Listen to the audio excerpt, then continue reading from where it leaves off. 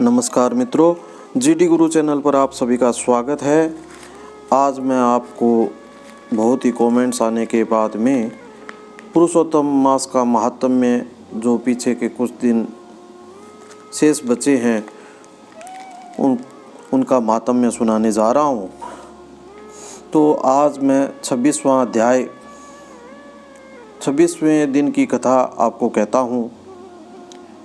वाल्मीकि जी कहते हैं कि सब प्रकार के पापों का नाश करने के लिए एवं विष्णु भगवान की प्रसन्नता के निमित्त विधि पूर्वक नियम को ग्रहण करने के पश्चात उसे छोड़ने की विधि बतलाता हूँ।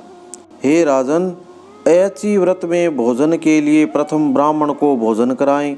अमावस में भोजन करने वाला पुरुष दक्षिणा सहित गौ का दान करें। आंवलों से स्नान करने वाला पुरुष दधि का दान करें। फलों के नियम वाला फलों का दान करे। तेल के साथ घृत का दान करे और घृत के स्थान पर दूध देवें। धान्य के नियम में गेहूं और चावल दान करें। पृथ्वी पर सोने वाला गद्दा तकिया विद्वान ब्राह्मण को दान देवें। व्रत की पूर्णता के निमित्त यथाशक्ति 2.5 सेर वजन की कांसे की परात अथवा थाली का दान करना चाहिए। उसमें मालपुए अथवा उनके बनाने के योग्य कच्ची सामग्री एवं अत्तु के अनुसार फल रखकर पुरुषोत्तम भगवान की प्रीति के निमित्त दान करें। इसके उपरांत सभी निमंत्रित ब्राह्मणों को स्त्रियों सहित श्री पुरुषोत्तम भगवान के सन्निधान संकल्प करें और प्रार्थना करें कि हे श्री कृष्ण, हे प्रभो, इस लोक की तथा परलोक की मेरी समस्त इच्छाओं की पूर्ति करो। फिर आमंत्रित ब्राह्मणों के चरण भक्ति पूर्वक धोकर उनको भगवान का ही रूप मानकर उन्हें मुदित मन भोजन करावें। व्रत रखने वाला व्यक्ति विधि पूर्वक भोजन के संकल्प के द्रव्य केला, आम एवं अन्य प्रकार के फलों तथा घृत से बने मालपुए, पकवान, सुस्वादु उड़द के बड़े, खांड से पके और घृत से बने घेवर, फैनी, खरबूजे, ककड़ी का साग, अदरक, नींबू के रस से युक्त अन्य साग और पके हुए आम, इस तरह 6 रसों से संपन्न 4 प्रकार के भोजनों का जो गौ के घृत से महक रहा हो, विनिम्रता एवं श्रद्धा से ब्राह्मणों को भोजन करा के दान एवं दक्षिणा दे। कत्था, चूना, सुपारी, इलायची, लौंग, कस्तूरी, जावित्री आदि से संयुक्त पान जो भगवान को अति प्रिय है, आदर सहित देवे। अर्धांगिनी सहित उन ब्राह्मणों को संतुष्ट करके नियम में सबको समान भाव से सुखदायी रजाई, बिस्तर आदि का दान भी करे। मौनी रहने वाला व्यक्ति स्वर्ण सहित 1 घंटा और तिल दान कर ब्राह्मण दंपति को उत्तम भोजन कराएं। बाल नाखून न बनवाने का नियम रखने वाला व्यक्ति दर्पण और जूता छोड़ने वाला जूतों का दान करे। नमक का परित्याग करने वाला विविध प्रकार के रस वाले पदार्थ दान करें। दीपक दान करने वाला पात्र सहित दीपक का दान करें। अधिक मास में भक्ति पूर्वक दीप दान करने का बहुत महत्व है। नियम त्याग करते समय तांबे का घी से भरा दीपक सोने की बत्ती डालकर ब्राह्मण को दान में देवें। फल की प्राप्ति और व्रत की संपूर्णता स्वर्ण देने से ही होती है। एकांत में वास करने का नियम रखने वाला व्यक्ति 8 कुंभ घड़े का दान करे।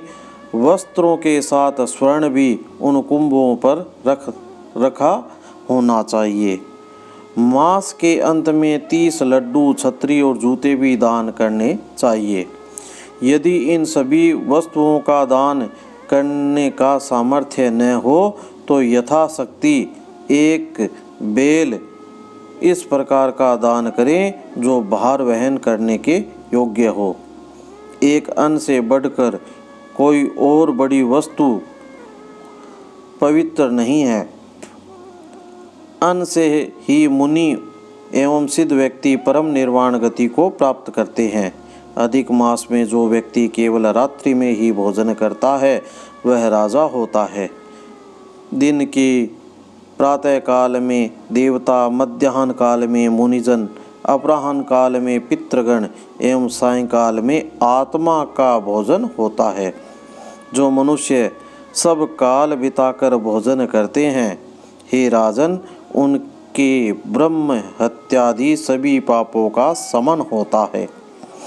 इसी से रात्रि में भोजन करने वाले को सर्वाधिक पुण्य की प्राप्ति होती है। अधिक मास में उड़द को न खाने वाला व्यक्ति सब पापों से मुक्त हो जाता है। जो ब्राह्मण होकर कोलू चलाता हो तो हे राजन वह पापात्मा होता है और तिलों की संख्या के बराबर वर्ष तक रौरव नरक में पड़ा रहता है। अधिक मास की शुक्ल पक्ष तथा कृष्ण पक्ष की एकादशी, द्वादशी के दिन उपवास करने वाला व्यक्ति गरुड़ पर चढ़कर विष्णु लोक को प्राप्त करता है। दशमी और द्वादशी के दिन एक समय भोजन करके भगवान की प्रसन्नता के लिए भक्ति पूर्वक व्रत करने वाला स्वर्ग को प्राप्त करता है। कुशासन का त्याग किसी प्रकार न होना चाहिए। कुशा परम पवित्र है। इससे मल मूत्र, रुधिर, श्लेष्मा आदि कभी न पहुँचना चाहिए। ऐसा करने वाला नरक का कीड़ा बनता है। कुशा बिना सभी धार्मिक क्रियाएं वृथा रहती है। कुशा के मूल में ब्रह्मा, मध्य भाग में जनार्दन तथा अग्र भाग में भगवान शंकर का वास है। शूद्र द्वारा कुशा का उखाड़ना, कपिला गाय का दूध पीना वर्जित है। वह कुशासन पर न बैठे, यज्ञोपवीत को धारण न करें, न वैदिक क्रियाएं करें। इसके विरुद्ध चलने वाला शूद्र पितरों को लेकर डूबता है। 14 इंद्र होने तक महा नरक में पड़ता है।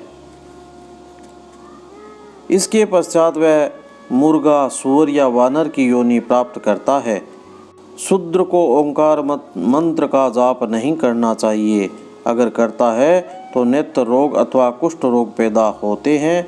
हे राजन, ब्राह्मण की आशीष पाकर ही विद्वान व्यक्ति स्वर्ग प्राप्त करते हैं।